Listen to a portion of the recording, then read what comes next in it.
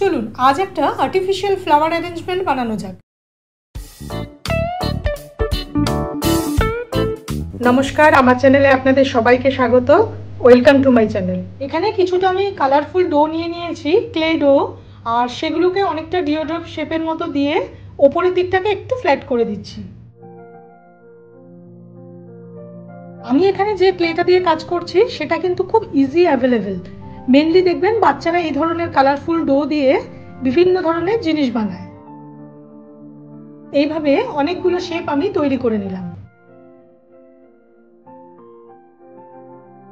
আমার কাছে কিছু সফট পেস্টাল কালার ছিল, তো সেখান থেকে আমি একটুখানি কালার বের করে নিলাম, আর এই যে শেপগুলো বানিয়েছি তার উপরের দিকে আমি হালকা করে কালারগুলো লাগিয়ে নিচ্ছি।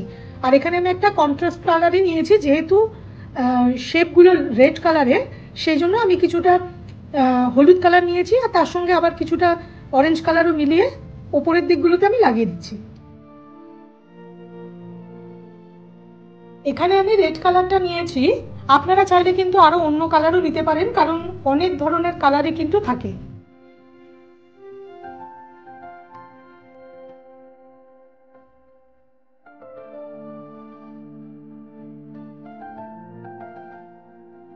ক্লে দিয়ে তৈরি এই স্পুনটা কিন্তু আমি অনেকদিন আগে তৈরি করেছিলাম, তো ভাবলাম যে এখানে ফ্লাওয়ারগুলোকে লাগানোর জন্য এটাকে ব্যবহার করব।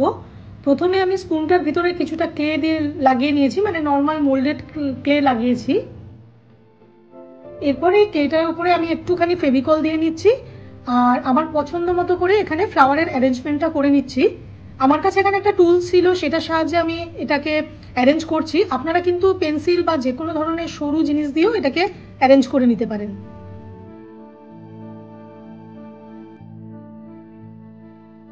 এবার এখানে আমি কিছুটা ব্লু কালারের ক্লে নিয়ে নিয়েছি, আর ঠিক একইভাবে আগের ফ্লাওয়ারটার মতোই এটাকেও শেপ দিয়ে নিচ্ছি।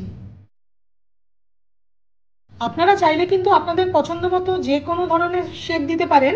আমি খুব ইজি একটা প্রসিডিওর দেখাচ্ছি, আর এটাকে আমি স্যাকুল্যান্ট তৈরি করছি, তো মেনলি স্যাকুল্যান্টে এই শেপগুলো মানে খুবই কমন।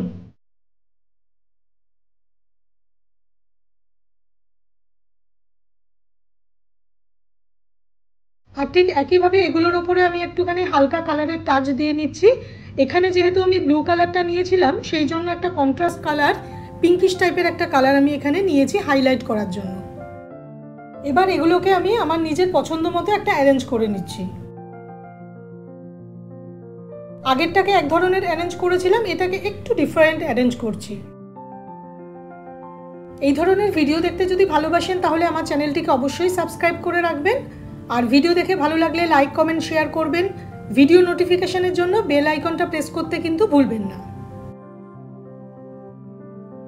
এবার খানিকটা গ্লুর সাহায্যে এই ফ্লাওয়ারটাকেও আমি বা স্যাকুল্যান্টটাকেও আমি এখানে প্লেস করে দিচ্ছি। দেখুন এখানে আমি বিভিন্ন কালার দিয়ে আরও অনেক ধরনের স্যাকুল্যান্ট বানিয়েছি এবং একইভাবে এখানে অ্যারেঞ্জ করে দিয়েছি। আবার নতুন একটা ভিডিওতে আপনাদের সাথে দেখা হবে। নমস্কার, ভালো থাকবেন।